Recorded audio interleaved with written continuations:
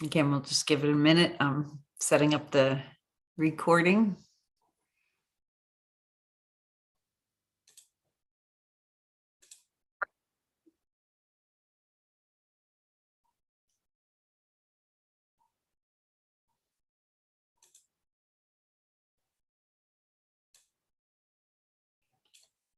Okay, so welcome everyone. Give it a minute. I'm setting up the recording.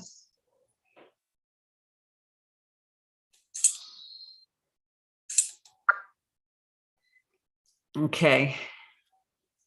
Make sure there's no echo.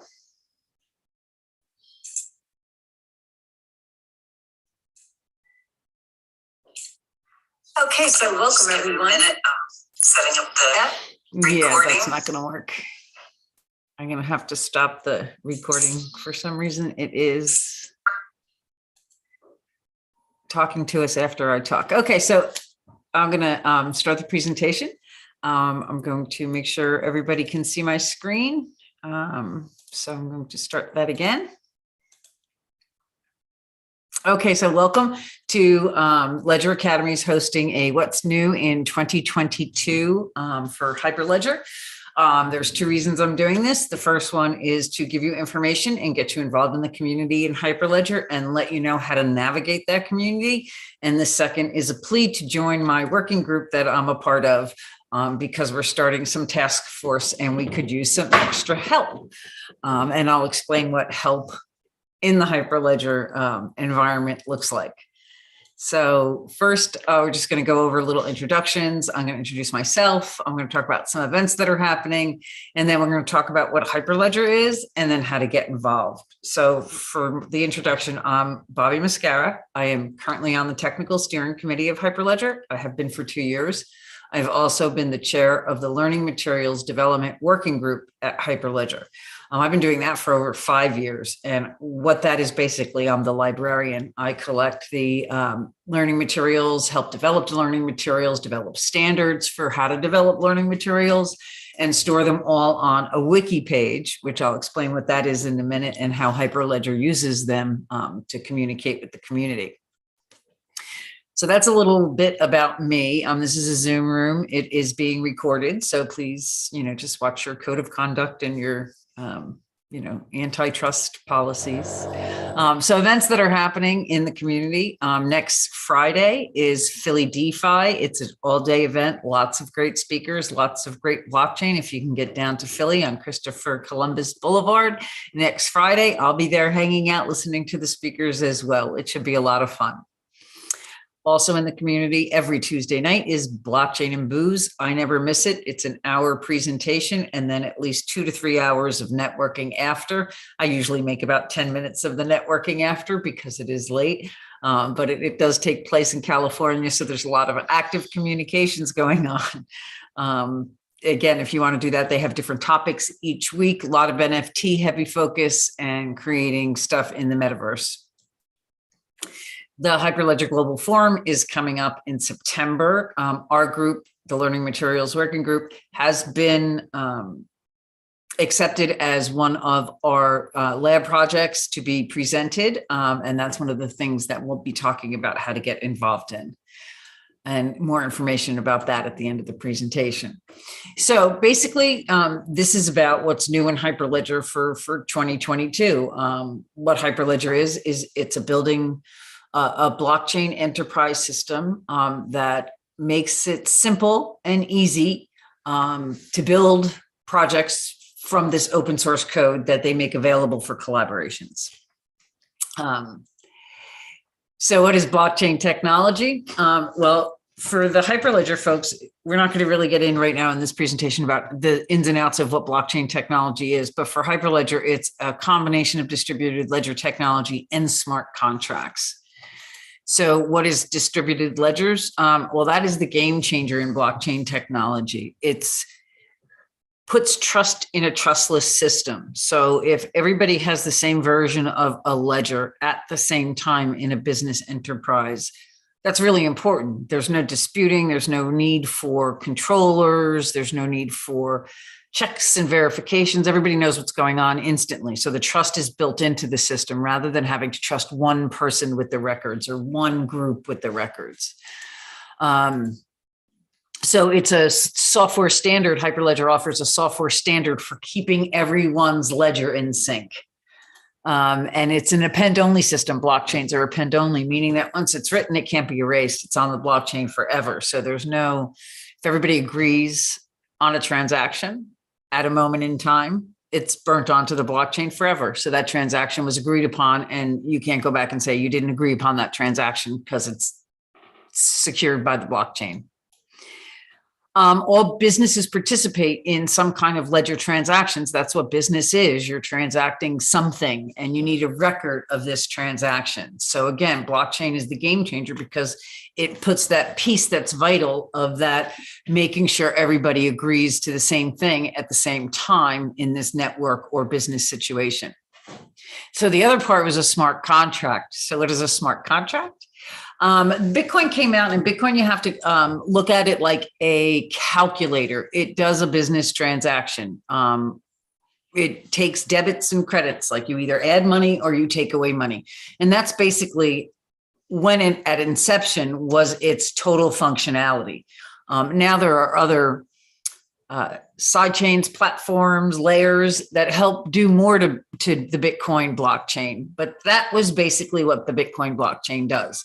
Ethereum is a copy of the Bitcoin blockchain code, but tweaked a little bit by a man named Vitalik Buterin, Joe Lubin, and a few other of his friends. And what they did was they took that calculator and they made it a computer. So now smart contracts can be executed on a blockchain because it connected what they call the Ethereum virtual machine, meaning that everyone now can use this computer when they're using the Ethereum blockchain. So the smart contract, it's a code or a complex group of code programs that when executed, predetermined terms and conditions are met. So basically a simple example of a smart contract is purchasing an NFT. If you're purchasing an NFT, you would go to a blockchain and you would say buy, and that would enact a smart contract that would, terms and conditions, exchange this amount of cryptocurrency for this particular token or NFT. Another idea of a smart contract is an insurance contract. So farmers have crop insurance. So a smart contract would execute if, for instance, they have a contract that says that after 100 days of 100-degree temperature, their insurance carrier will pay them for a complete loss of their crop. So an oracle would come in or some type of value presenter and would present that, yes, 100 days have gone by at 100 degrees. And then automatically the insurance company's bank account or a wallet would get the money withdrawn and sent over to the farmer.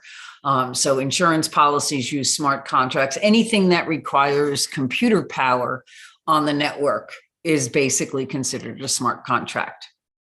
Now, cryptocurrencies, we were just talking about them. They're an application that runs on top of a blockchain, not the other way around. So you can have blockchains that don't have cryptocurrencies running on them, but you can't have a cryptocurrency unless it has a native blockchain. So now we're going to get into what the Hyperledger Foundation is and why it's important. Well, first of all, the Hyperledger Foundation didn't just come out of nowhere. It came from the Linux Foundation. And the Linux Foundation is dedicated to creating a lot of open source projects, not just Hyperledger, to help the global community adopt new technologies. It's a shared investment, and it is the most incredible piece of history I've ever seen insofar as technology goes. It is open source, meaning that anyone can use the same technology. This is giving way to a lot of consortiums that have never been seen before, where competitors can sit down in a room together and discuss technological solutions for their industry without having proprietary information divulged or shared. So that is something we've never seen before in history. And I think what's going to come in the next 5 years out of those kinds of marriages and associations will be incredible, in my opinion. So these are just some of the projects that the Linux Foundation hosts. There are so many different ones, and now Hyperledger fits right inside one of those little families. So Hyperledger is basically just business blockchain technology, open sourced, that is for cross industries and consortiums. Hyperledger has been around for just about 6 years. And in that 6 years, we've had 5 blockchains launched. We've had over 17 different projects, 3 1.0 releases, 2 2.0 releases, and then active working groups and communities are 14. And that's basically where I am involved, in the working groups and the communities.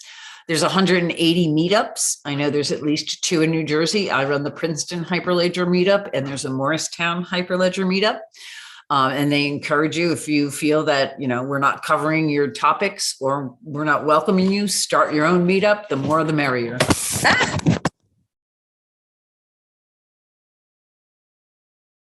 my mistake. Let's see. Did I lose everybody? Okay, we're back. Can you still see my screen? Somebody just give me a thumbs up.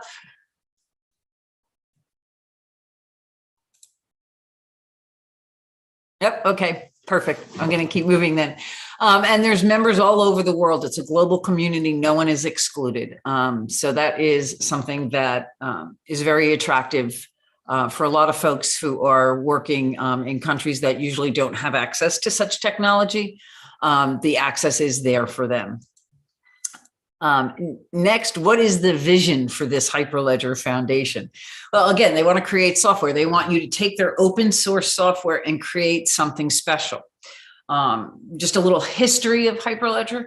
Fabric is the first blockchain to enter the Hyperledger landscape at the time. And the code was donated from IBM. For Fabric, but IBM is not the only maintainer of this Fabric blockchain now. A lot of different companies use it. For instance, Walmart's food program, their food bank program, is based on Hyperledger Fabric. So they've taken the open source blockchains and they've made their business case out of it. So now in Walmart, if you go into the store and you want to buy a mango and you want to know the provenance of that mango, you can look that up. Whereas 5 years ago, if there was E. coli scare in any Walmart store, it took them days to figure out what farmer gave it to them. Now it's 1 second. They just look on the blockchain for where it came from, and they know everything about that head of lettuce. So in that way, it, again, is a game changer. It's building technical communities. There's a vast GitHub community for each one of these projects. There's Discord communities. They're building commercial ecosystems. And basically what my job in the ecosystem is to educate the public. So I try to make it as easy as possible to get information on the blockchains. I run these meetups and I try to host as many as questions come up to answer questions by different meetups. So there's a whole big ecosystem community drive behind all of what Hyperledger does. And what they are, they're flexible. You can take components from different libraries, different sets of tools, and add them to different blockchains. They're reusable. So again, if there's an identity solution, or if there's a security solution, a cryptographic solution for security, you can reuse those modules and put them in your solution. And that makes it rapid development. And again, we talked a little bit about the diverse community. So this is like a little scary, but this is basically the projects in Hyperledger. And this is just a snapshot of it. I'm just going to pull over, and I hope everybody can see this. This is this page live. So if you look, it says start here, hyperledger.org. And this basically gives you a interactive view of what the heck is going on in Hyperledger. Each one of these cards is clickable, which will give you the facts about the blockchain. It'll give you all the GitHub repositories for all the different SDKs, languages that are accepted, gateways that they use. README docs that I helped develop, the Discord channel, and the wiki page. So a lot of information is in there. That would be a great link to copy down. Again, this will be made available at the end of the presentation, the slides, so you can have all of these live links, but I just wanted to show everyone that. So basically that card, that interactive card system is available for you to do your own research and determine what Hyperledger tool best suits your use case. And then moving on, we have the distributive ledger. So there's 5 distributive ledger projects. The first one I'm going to talk about is Besu. Now, Besu is an Ethereum client designed to be public and private. So you can write part of your blockchain and your permissioning and your certificates of authority, and you can set all that up with the modular components available to you through Hyperledger. But then you can use the Ethereum public network. And it is just like another client. So if you're familiar with Ethereum and how it works, consider Besu just another version of Geth. In other words, to use and take advantage of the EVM. Up here in the corner, this came, I was on the technical steering committee call today. We had a gentleman from Consensus talk to us today about the merge, which is the proof of stake new Ethereum blockchains as opposed to the proof of work Ethereum blockchains, and how they're making that switch to proof of work seamless. And that's one of the diagrams that they showed us for Besu. Again, just an interesting fact from today. Burrow is another one. This is permission smart contract. So kind of before Besu came out, Burrow was the way that you would be able to leverage the Ethereum virtual machine for this permissionable smart contract environment. Again, now there's other solutions, but people still love Burrow and still use Burrow.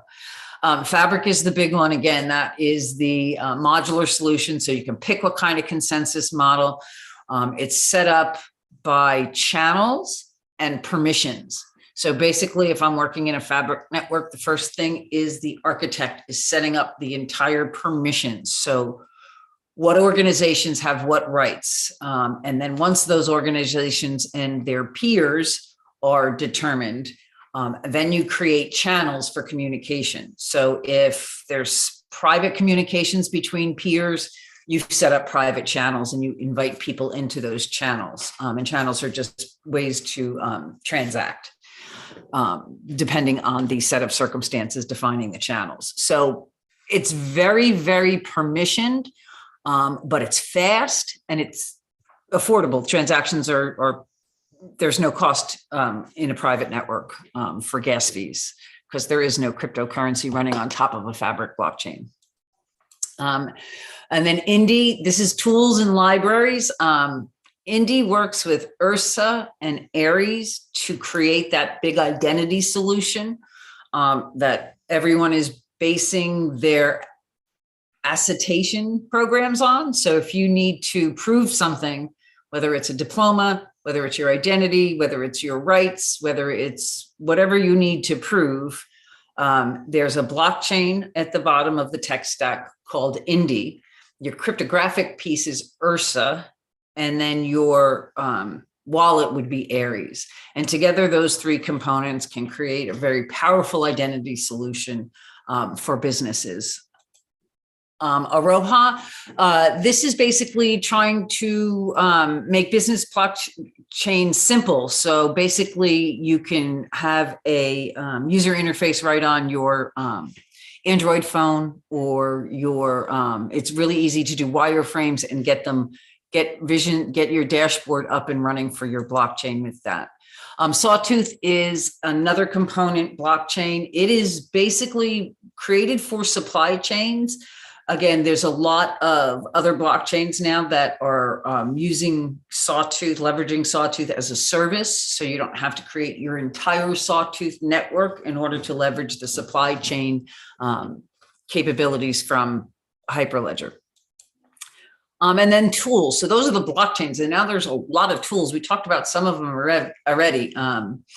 So this is Avalon is helping design developers gain the benefit of computational trust through the Ethereum virtual machine. I'm not very familiar with the technology behind Avalon, but it is something that works with the Ethereum Alliance. Cactus, this is to try to make other blockchains talk to blockchains. So this is the integration tool that integrates different blockchain technologies together. This is only 2 years old. It came out of, or actually going on 3 years old. It came out of the Global Forum in 2020, where everybody said, we want all our blockchains to talk to each other. How do we get that done? So this is a very active community.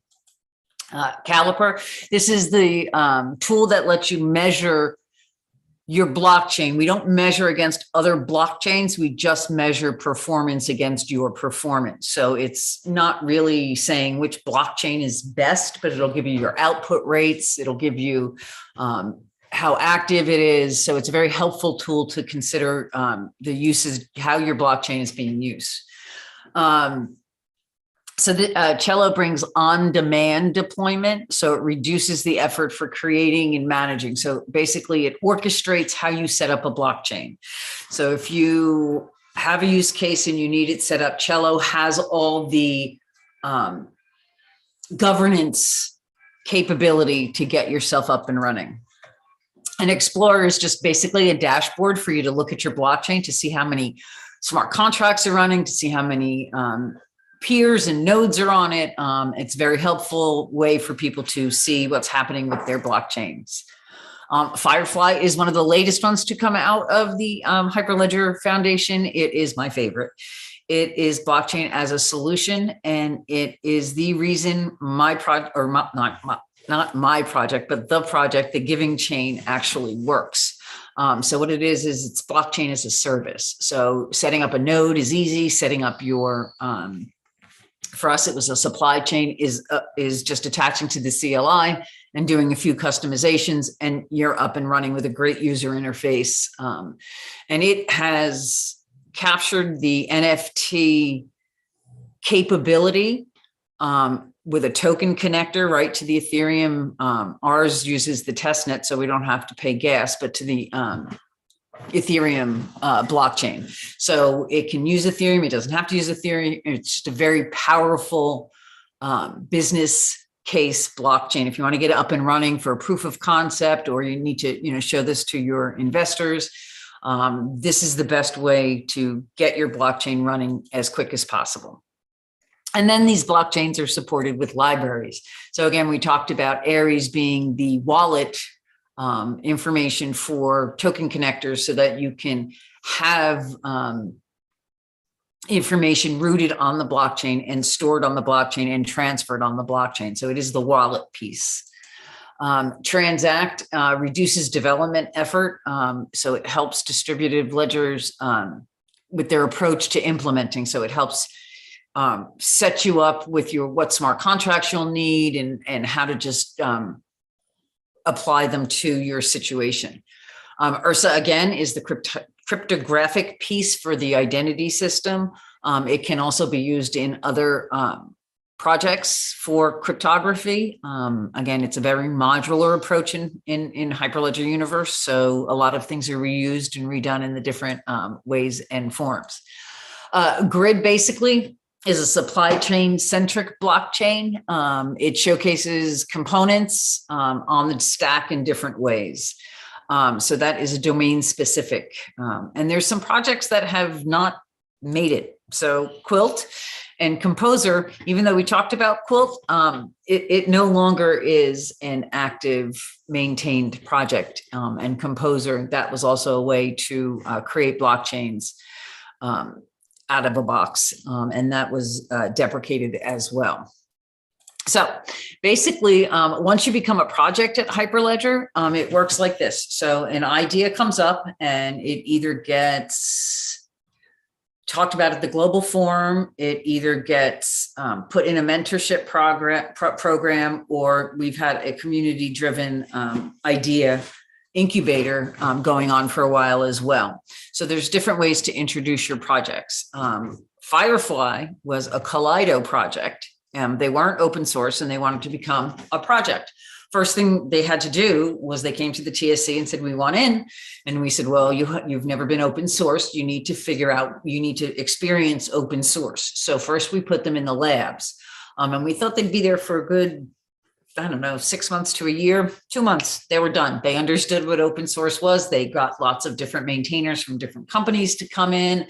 Their community started growing, not just from Kaleido, but from other areas. And that's kind of what these tools that Hyperledger offer you kind of let happen. So they give you the licenses to do all this stuff. They give you the Jira, the GitHub repositories to work with. They, offer all their volunteers and all their developers, and then the business operations. They set up your wiki pages. They, give you legal counsel. They, so the projects are very much supported by the Hyperledger community. So there's different ways you can participate in this and learn the basics. Go to the Learning Materials Working Group wiki page, click on any of the projects, see how active they've been, go to their README documentations, README documents, and see and read about them, learn about them. If there's a specific use case, go into the specific consortiums, and I'll show you how to access those in a moment. You can start a meetup group. That's what I did several years ago in Princeton. Along with a gentleman, Mehul, we started the Hyperledger Princeton section. They are global. They're all over the world. I don't know if this is a good or a bad thing, but since COVID, now my meetup has access to every meetup on the globe. So if you're a Hyperledger Princeton member, you will get notifications when Brazil has an awesome webinar, or if Andrea from Italy is doing something with WeTrade and trade finance. My members get notified. So that is one of the major benefits. And yeah, this will be recorded, and it is being recorded, and you will have a copy of this sent out. No worries. And then the Hyperledger Foundation itself spreads the word and encourages you to spread the word. So for instance, if you join a working group, they encourage you to put that on your business card. I can put that on the chair of the Learning Materials Working Group and a TSC member on my business card. I spoke at the NYC NFT convention 2 weeks ago about Hyperledger and the giving chain. They encourage you to do that. They encourage you to take these presentations. I just copied this presentation from the one that they give out to the meetups, added my own Ledger Academy stuff and my own purpose at the end. And again, so they support you. If you want to give a presentation on Hyperledger, you can, and no one's stopping you. And then to get involved in improving the documentation is a key effort that we're trying to raise awareness and get people active with.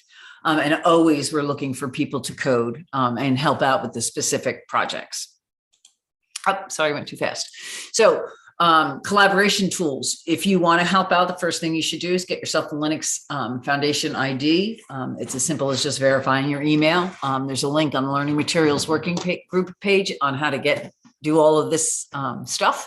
Join the chat channels. It's a Discord chat channel. Just Google or just type in Hyperledger in the Discord search engine and it'll come up. Join the group. Each individual, I should show this. Okay, I'm going to try to slide something over again. So each individual project, library, domain-specific thing, working group, which we haven't talked about yet, and special interest group has a wiki page and a meeting time. They meet some meet more than bi-weekly, but most meet bi-weekly. And if you go to wiki.hyperledger.org, let me just scroll up here.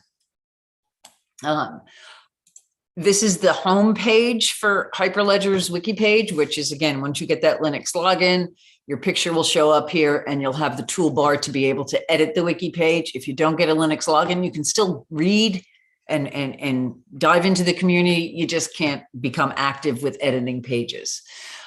Here is the information on the technical steering committee. But this is the more important one, is the calendar of public meetings. So like I said, each project has a page. You can go to each one of those things we just talked about and their page. You can see what's going on in the group, when they meet, what their latest version is, key characteristics of the tool itself. So they're all right under this project page. And the groups also each group has its own wiki page. But the important part is this button called Calendar of Public Meetings. All of these meetings are open and they encourage people to attend. If you see this scrolling calendar, you'll see each meeting is listed. Our next meeting is on Tuesday at noon. And in a second, I'll talk about what that meeting will be about. And there's always a Zoom room link. If you're ever there, just say, Bobby sent me. She said I could sit and listen. And everybody would say, great, that's fine. Or you can keep quiet and just listen. There's no requirements to joining these calls. They're open to the public and encouraged attendance. So let me minimize that again. So again, those are some of the ways you can get involved. And again, if you're a coder, you can always report a bug you found, or get involved in the start here in our GitHub on the homepage of the wiki. Best practices, best place to start with if you're a coder. So there's a section for getting started there as well. I did touch a little bit about the special interest and the working groups, which is where I really feel the value at Hyperledger comes in. For me, especially because I am a coder, but I'm not very good at it. I don't like to spend my time doing it. I can read code, but I want to get involved in how the blockchains are going to have an effect on communities. So what Hyperledger offers are special interest groups, which meet bi-weekly, and they are sector specific. So there's a healthcare group, a telecom group, a supply chain group, which just merged with trade finance. So supply chain and trade finance are now the same group. Capital markets is changing their name to financial markets. Social impact is where the giving chain got started. Climate action and accounting is one of the more active groups. It works with all of the agencies that are trying to decide what carbon credit accounting looks like, how to account for carbon usage, how to account for carbon trading, and to make that actually a viable system. So that's what they're working on.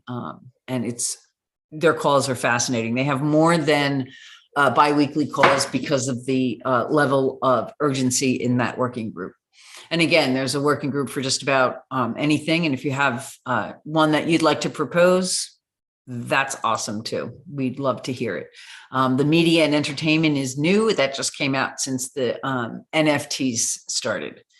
And then there is the working groups, which they have the identity working group, which they kind of take the IEEE standards and make sure that the Hyperledger tech stack for identity is working with the IEEE standards. So basically what the IEEE standards are doing is they're kind of developing the phone number for identity. So in other words, if you dial 1 before you dial a phone number, it's the United States. If you dial 609, that's New Jersey. If you dial 1-609-466, that's Central Jersey. And then the last 4 digits would be the house that you want. Well, they're trying to make sure that everyone who's doing this identity management on the blockchain has that kind of standard for identity. So it will be, what kind of identity standard is it? And if you're interested in that, again, join the identity working group. They talk about how that's developing with that trust triangle for acetations. Very interesting. And again, my favorite is the learning materials working group. We meet every Monday. We've been meeting every Monday because of our task forces, which I'm going to get into in just a second. So all of this goes on. There's also training for not all of the blockchains have accredited training courses. Fabric has a developer and an architect course. There are basic blockchain courses that the Linux Foundation offers. I suggest you take them. I wrote one of them. It's a real fun course. And the developer course is getting rewritten in the up and coming year. The administrator course has just been updated. The courses are free. You can take them from start to finish for complimentary. But if you want to sit for the exam, you have to pay for the exam. So and the exam comes with the certificate. So you can take the course and get all the information and say you took the course, but if you want to be able to put that badge on your LinkedIn profile or prove that you actually took the course and passed it, you do have to pay, I believe it's $100 fee for the course. It might be more than that. Don't quote me on it. But those two, again, I wouldn't sign up for the developers course right now because I believe they're pulling that exam and rewriting the course shortly. But again, the administrator's course was just redone. So that should be still active. And Consensus has great training for BESU. So if you need to get training on BESU, you can go to Consensus. And again, each one of the wiki pages has the documentation and the README for each one of the blockchains. But these are courses, and there are independent, again, because it's open source. Anybody can create a course and become a training partner. Ledger Academy is a training partner, so I can teach courses on Hyperledger. Anyone can teach open source courses. You don't need permission to teach a course. And if you want to make a certification, you can do that as well. It just depends on who's going to consider it valid. So the Learning Materials Working Group has been assigned 2 tasks. First is documentation standards, and the second is the giving chain. So our meetings are every other Monday, and on the off Mondays, we're meeting to focus on these 2 task force. And our next meeting is not Monday, it's Tuesday because of the 4th of July. So I lied, it's every other Monday except for this week. So basically the 2 task force, the Technical Steering Committee has asked the Learning Materials Working Group to research what the heck's going on with documentation in the community. So basically the maintainers in their GitHub, right there, read the docs, which basically is just how to use their product. Then they take each group is taking a different template, but they take a template to make it readable for their audiences. What the documentation standards task force is creating are recommendations that has to be approved by the TSC on what the documentation standard should look like. So right now, basically, we've got 3 audiences. You've got the user, the developer, and the business case. So there's different, the end user is different than the developer, and then different than the investor business person who needs to discuss this on a different level. So we've come up with the idea in the task force that each one of the products and tools should have 3 sets of documentation for these specific audiences. And then what that documentation looks like, whether they use Sphinx off the README, however templates they pick, we want to decide as a task force what that looks like. We've been doing a lot of work. We've got a lot of information down, and it's a lot of discussion we need to just have people's opinion on. So if you're wanting to join that task force, we will be presenting to the TSC at the end of August. And if you help out with the task force, you can present to the Technical Steering Committee. That's the first task force, and I'll be answering questions on all these when we're done. And the second task force is the giving chain. And the giving chain is a project that started with the group in Princeton, Blockchain Princeton and AI. We decided that we wanted to do a social impact blockchain project. So we found some curriculum, which was 6 checkpoints. And if you answer the questions in the checkpoint, you will locally build a blockchain social impact project. So when we, in 2019, as a group, went through the checkpoints, we came up with a project called the Giving Chain and the R2D app, which is the D2R app, donor to recipient application. So basically what it is it's a supply chain blockchain platform that we want to track donations.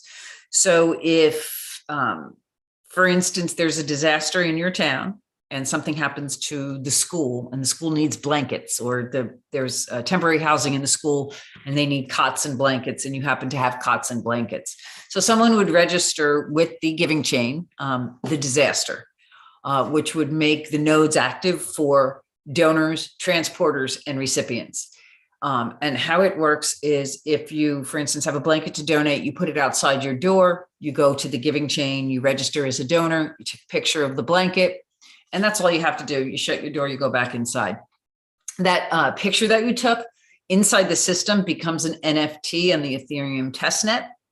And it gets stored, and it also alerts the transporters that there's a donation to pick up. A transporter sees the alert, accepts it, goes to the location, gets there, puts the donation on his truck. At that point, he takes another picture. That picture triggers the system to transfer from the donor's wallet to the transporter's wallet, the actual NFT. The picture that driver took now becomes part of the metadata of that NFT.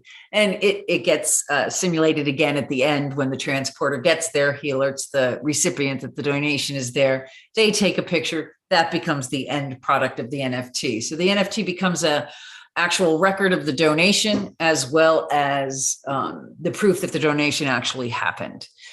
So that's basically the giving chain. And again, it works with Hyperledger Firefly, but we only have a proof of concept.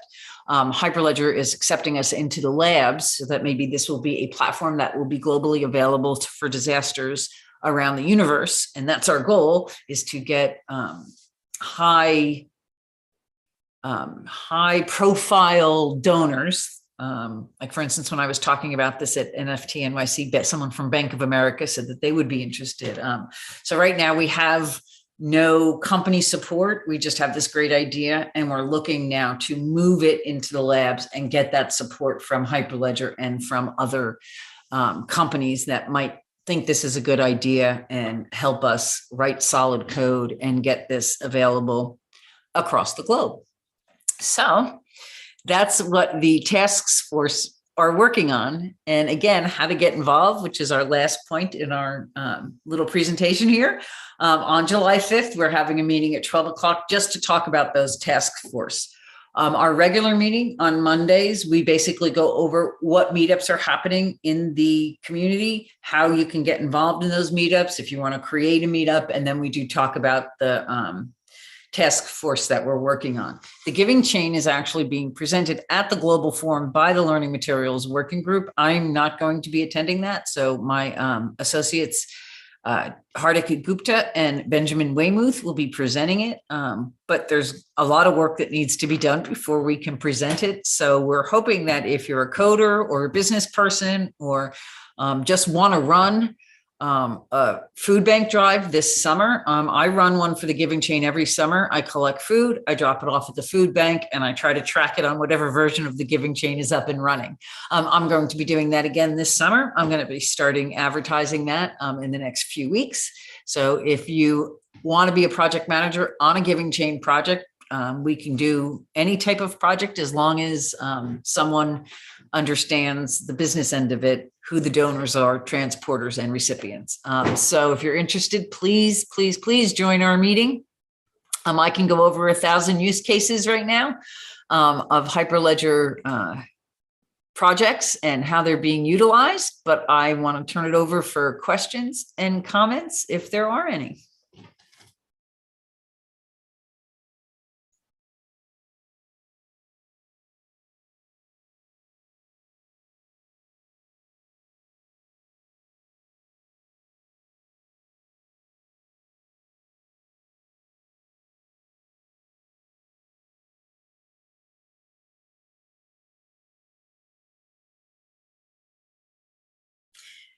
Okay, that was the 7-second rule. No one wants to jump in and chat. That's fine.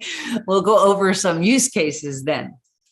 So one of the first use cases, or just the idea of the use cases, is vast for Hyperledger. There are so many different industries that have been affected by Hyperledger blockchains. I think Forbes' latest article had said that over 65% of the blockchains are Hyperledger based that are out there and operating. So for instance, one of the ones is cross-border payments. And if you'll see, Wells Fargo, Swift, and all these companies are involved in this solution. So basically it's transferring money across borders. And the blockchain was built and it's now ready for testing. So some of these cross-border payments are already being completed on a blockchain. We have a healthcare SIG, and what basically, there's different departments in the healthcare SIG. There's records, there's all different payers. There's different sections of healthcare. Each one has a different group in the healthcare special interest group. But this particular solution provides patients with control over their medical records. So again, it has a little identity piece in there, and a lot of these top name players in this sector are working together to try to, again, come up with a solution. Interstate medical licensing, again, this is where you can claim the different medical license. So if you are a provider and you're allowed to perform this type of operation in these types of venues, that information can be rooted on the blockchain and discovered quite easily. One of my favorite, again, is the seafood supply chain traceability. I was at a conference a few years ago. It started on a Friday. It was Ethereal in Brooklyn. And on Friday afternoon, we watched them catch the fish that they put the IoT sensor on. And during the weekend of the convention, we watched on a blockchain, on our dashboards, on our phone, watched that seafood go from Seattle all the way to our plates on Sunday morning. So that was pretty neat watching that. You can see where it was at every step of the way during the presentation.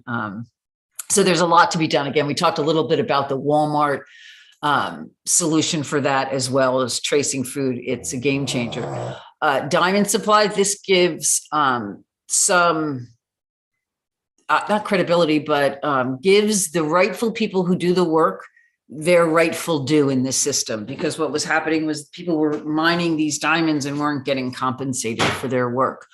So now it's ethically mined, meaning that they do get compensated, and it's rooted on the blockchain. So everyone knows where your diamond was mined from and whether it is something that was done humanely or not. So that's very important.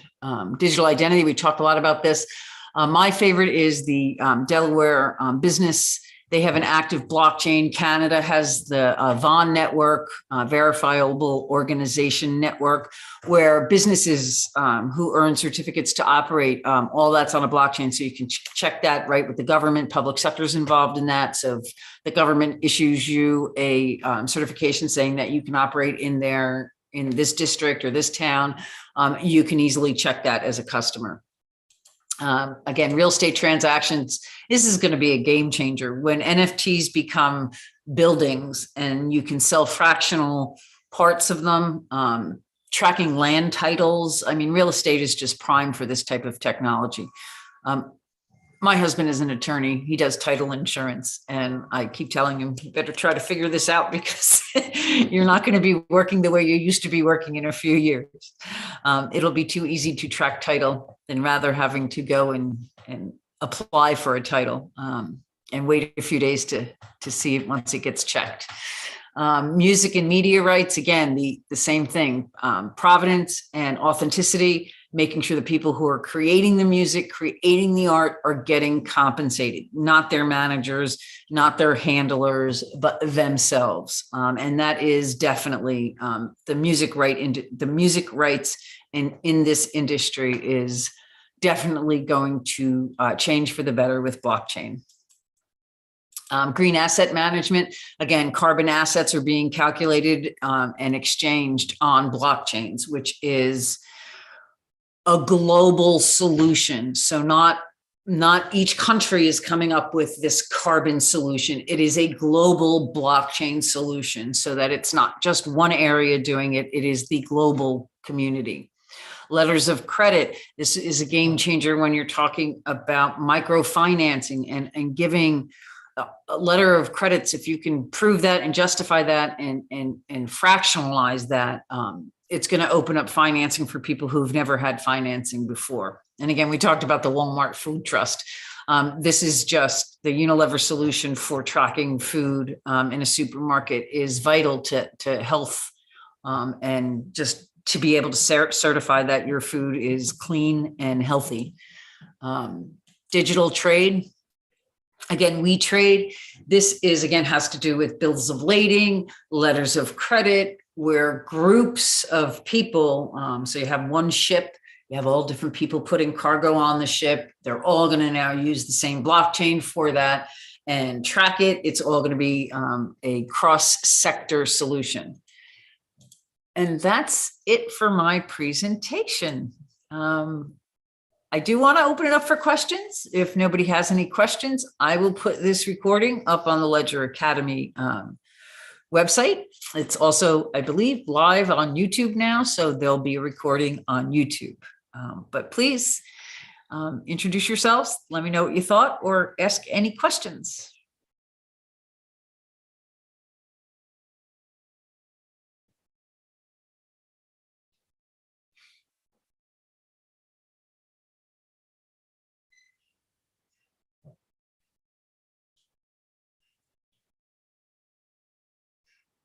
Quiet group. Okay, well, that concludes this presentation. I appreciate everyone coming. And thank you for your time.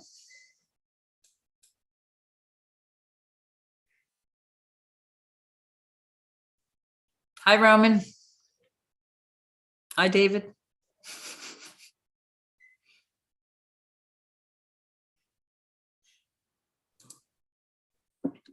Hello, Bobby. How are you? I'm good. How are you? Okay, I'm a little bit inactive today. I was at my implant dentist, so. Oh my God, you and Rhonda the same day. Are you kidding me?